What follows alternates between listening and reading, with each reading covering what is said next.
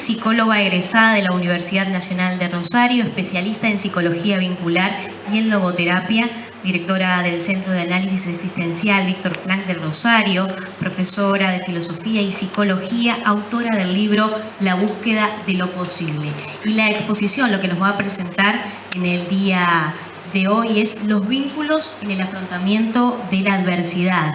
La importancia del hacer vincular ante los desafíos de la vida, con especial mención a los hermanos y a los amigos.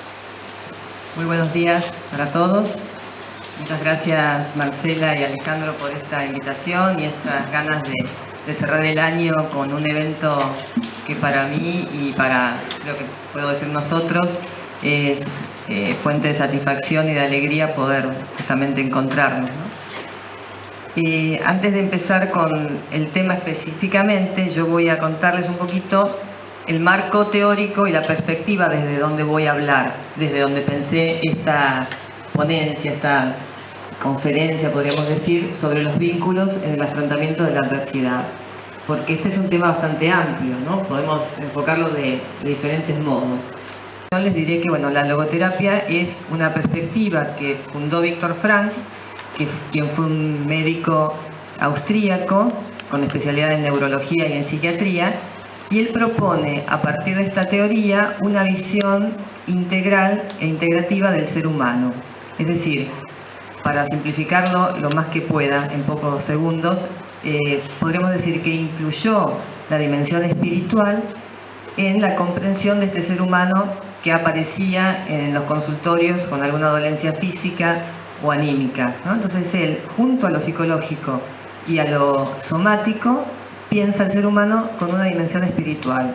Entonces es la única perspectiva científica que incluye explícitamente esta dimensión espiritual para comprender lo humano. Para comenzar entonces específicamente esta temática, desglosé los tres términos que aparecen en este título: vínculos, afrontamiento y adversidad. Voy a empezar con el primero, que es el de los vínculos, y como para ir ubicándonos, la etimología. ¿De dónde surge el término vínculo? ¿Qué quiere decir? Entonces, esta es una etimología que podemos pensarla como esta unión o atadura que mantiene a una persona o a una cosa con otra unida, ¿no? Sería acá a la atadura con nudos de unas de ramas para tenerlas juntas, es decir, para que no se separen, ¿no? Entonces, vincular quiere decir esto. Un lazo invisible, pero que nos mantiene allí, ¿no es cierto? ¿Qué significa esta atadura, esta unión? Les decía, interrumpí lo que estaba diciendo, que en la psicología muchas veces nos acostumbramos a pensar lo intrapsíquico a partir de lo que yo puedo representar del otro, de lo que a mí me parece subjetivamente, y esto es un aspecto que no está mal, pero no es lo único, porque el otro está ahí afuera, objetivamente. Y para que haya un vínculo, no solo me alcanza con lo que yo siento,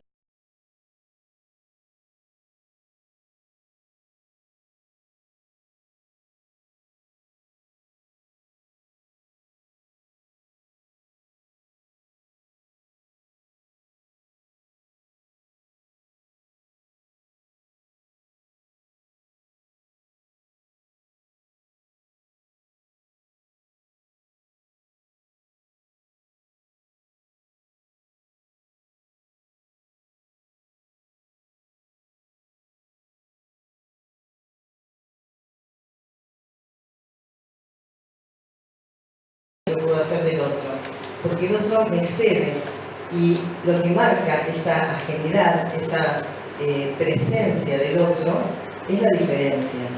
El otro siempre es otro, siempre es diferente. ¿Qué hacemos con esa diferencia?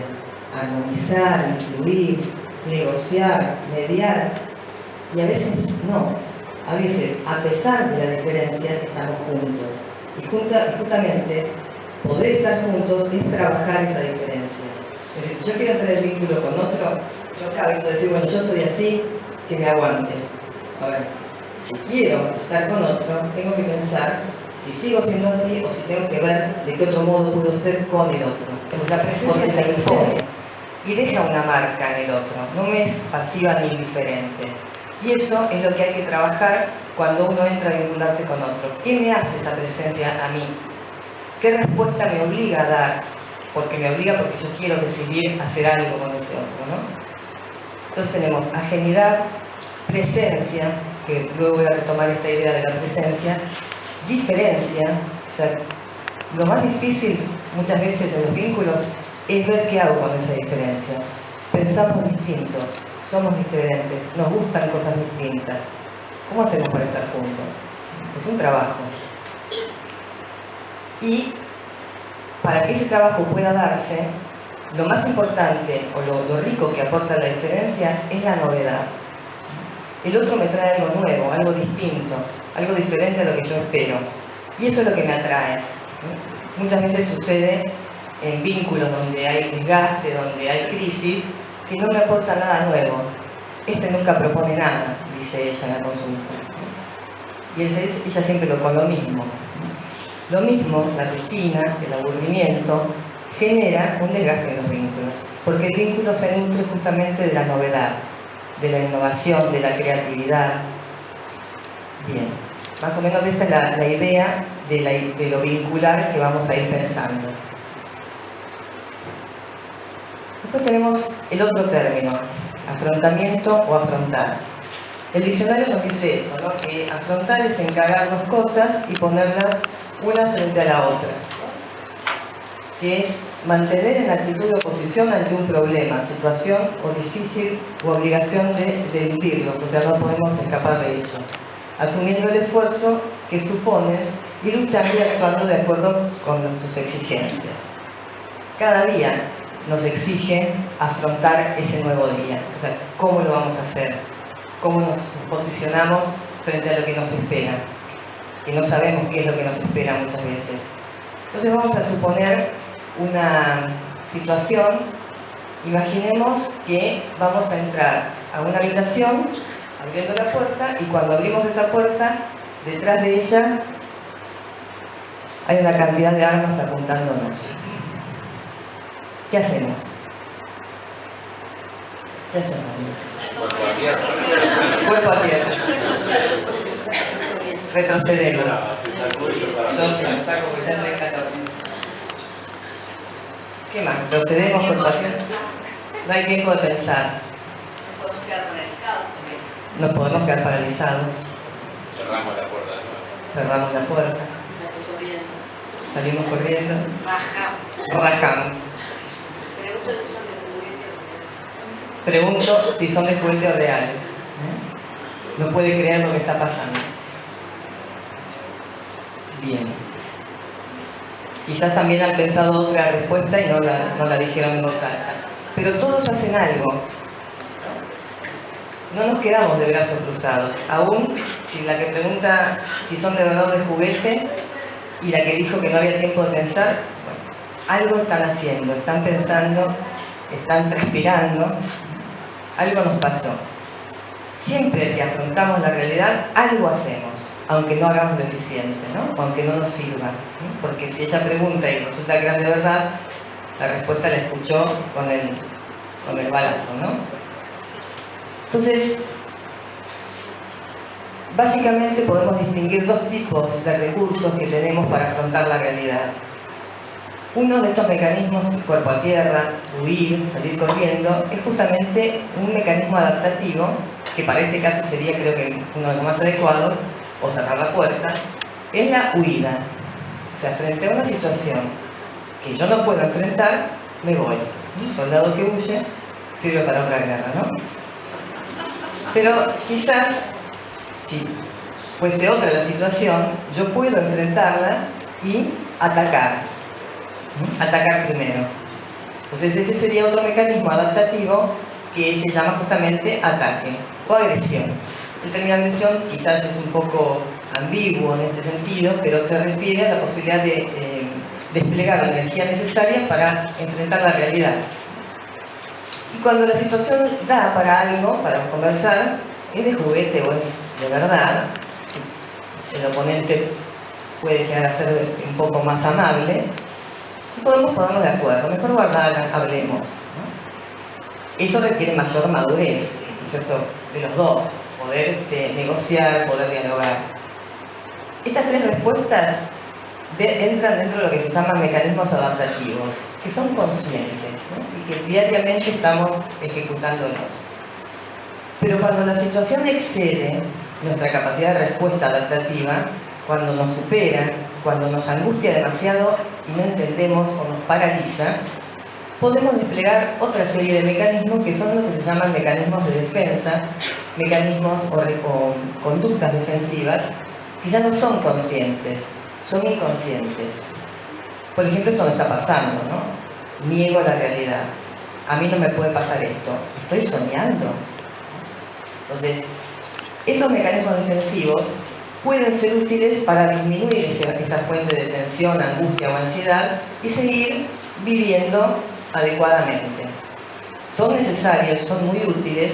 Lo que no es conveniente es usar siempre mecanismos de defensa, porque nunca enfrentaríamos la realidad. Pero digamos, son recursos con los que afrontamos diariamente nuestras condiciones de vida. ¿Y qué entendemos por adversidad? Una situación contraria o poco favorable. No la esperábamos, no queríamos que fuese así, es un problema. Frank hablaba de las situaciones límite, tomándolo de un filósofo existencialista, Karl Jaspers, quien decía que estas situaciones límites son límites porque a partir de esa situación empieza otra cosa. Se termina algo, pero da lugar a otra cosa. Como las fronteras de un país, ¿cierto? Termina Argentina, pasamos por Fray Bentos a Uruguay. Termina Argentina y empieza Uruguay. Termina una cosa y empieza otra. Lo que sucede muchas veces en este límite es que no sabemos qué viene después y ahora qué pasa. Las situaciones límites no son muchas, ¿no? Son pocas. Uno puede pensar, la muerte es una situación límite, se termina algo y no sabemos cómo seguir nuestra vida si se nos muere un ser querido. O también enfrentarnos a nuestro propio límite. Algún día también nuestra vida tendrá un final. El sufrimiento es una situación límite. La enfermedad puede conllevar sufrimiento, aunque no todo sufrimiento significa enfermedad, ¿no? Y a veces nos plantean sufrimientos muy dramáticos este límite. O sea, antes de esto mi vida era distinta y ahora tiene que cambiar. A veces, bueno, el azar, el paso del tiempo, son todas situaciones límites en este sentido. Y Frank las trabajó mucho porque él decía que a pesar del sufrimiento, a pesar de esas situaciones, uno puede seguir viviendo y puede incluso encontrarle sentido a esa vida. Esta imagen que nos impactó hace unos meses y que fue el comienzo quizás de sucesos mucho peores, porque se siguen sucediendo. Estamos hablando de la adversidad ya no individualmente, sino a nivel social, político, ¿no? Nos involucra a todos, nos hace pensar en nuestra condición humana o inhumana, y en las redes sociales que aparecen siempre estas formas también adaptativas de hacer catarsis, ¿no? Una exalumna ponía una reflexión que terminaba así: el mundo necesita más amor y menos fronteras. Estamos presenciando el naufragio de la humanidad, no solo de unas pocas personas, ¿no? Entonces, tenemos que pensar todos estos elementos de cómo vincularnos frente a la adversidad, no solo en nuestra vida personal individual, sino también en lo social, ¿no? En lo político, en lo económico. ¿Qué aporte hacemos cada uno de nosotros?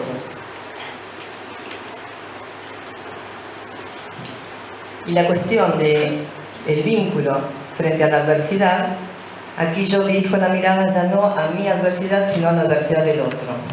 O sea, vamos a pensar cómo estamos junto a otro cuando está pasando un mal momento, cuando el otro la pasa mal, ¿no?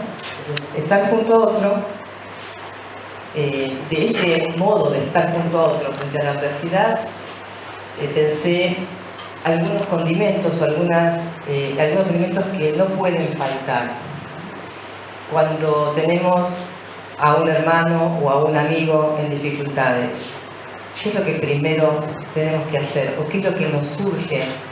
¿Qué necesita el otro y qué necesito yo frente al sufrimiento del otro? La presencia, ¿no? Entonces, lo primero que vamos a tener que hacer es acompañar al otro. estar junto a. Y para eso, la presencia. Hacerse presente, estar ahí. Y hacerse presente tenemos que pensarlo en un doble sentido. Estar allí, concretamente, físicamente presente, en contacto físico, pero también podemos pensar en ese hacerse presente en un doble sentido, en otro sentido, como el presente como un regalo. Ustedes dicen aquí en Uruguay que tenemos un presente. O sea, el otro se hace allí presente como un regalo, ¿no? Para estar para lo que el otro necesite. Cuando hay adversidades familiares o distintos problemas, no sucede que lo que primero uno escucha cuando está sufriendo es: a mí me pasó lo mismo. Y una catarata de cosas que el que está sufriendo o el que está viviendo se asusta, no sabe cómo le va a tocar a él. Eso mucho no aporta, ¿no es cierto? Entonces, ¿de qué modo hacerse presente? Antes que hablar, hay que escuchar. ¿Qué necesitas? ¿Qué puedo hacer por vos? A veces uno solo puede hacer trámites frente a las urgencias. ¿Querés que vaya yo a la obra social?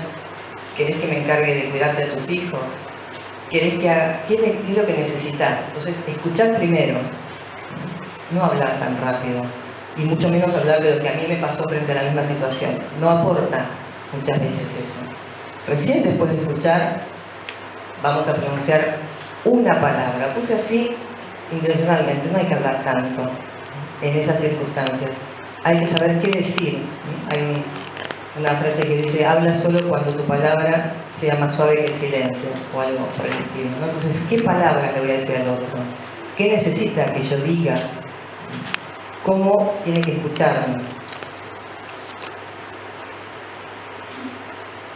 En un libro de un discípulo de Frank, Eugenio Pisotti, que se llama justamente De Freud a Frank, cita unas palabras que dijo Víctor Frank a sus compañeros de prisión.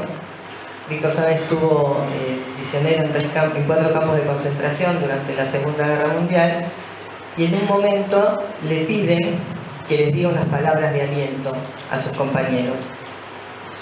Y esto es lo que dijo: Dios sabe que no me encontraba en el mejor estado de ánimo para dar explicaciones psicológicas, ni para tener una sesión psicoterapéutica, ni tampoco para curas médicas, espirituales. Tenía frío y hambre, me sentía débil y nervioso, pero debía esforzarme y aprovechar aquella excepcional oportunidad, porque era más necesario que nunca un reconfortamiento. Hablé del pasado, de las alegrías y de las luces que aún emanaban de él en la oscuridad de nuestros días. Cité al poeta que dice: lo que has vivido, ningún poder del mundo puede quitártelo. Lo que hayamos realizado en la plenitud de nuestra vida pasada, con toda la riqueza de experiencias, nadie puede quitárnoslo. Pero no solo lo que hayamos vivido, sino también lo que hayamos hecho, pensado y sufrido. Todo lo hemos salvado haciéndolo real, de una vez para siempre. Y si se trata de un pasado, está asegurado para la eternidad. Porque ser pasado es quizás un modo de ser, mejor dicho, el más seguro. Existen muchas posibilidades de dar un significado a la vida, en el trabajo, en el amor, en el dolor, hasta en el sacrificio de la vida.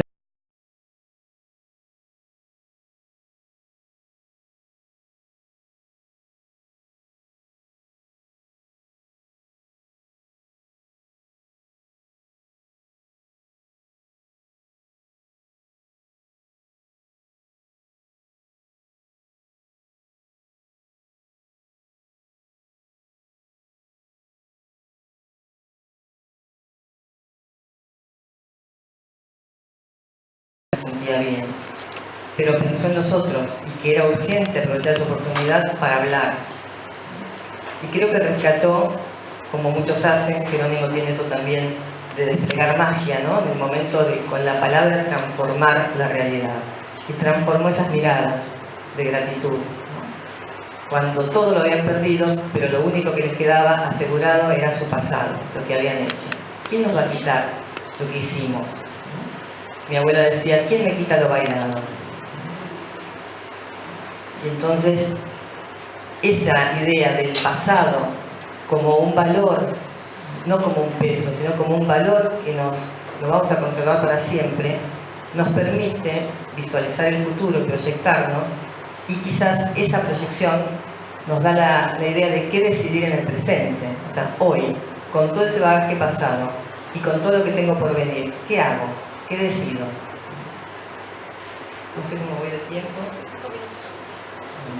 5 minutos que me quedan para cerrar esta reflexión son 5 minutos justamente de una película que fue editada en cine como Manos Milagrosas y cuenta la historia de un médico neurocirujano que parte de una situación totalmente adversa, con dificultades en la escuela, con mucha pobreza, desamparo, pero con la presencia de una madre que creo que permite esa transformación, y por eso hincapié en el vínculo.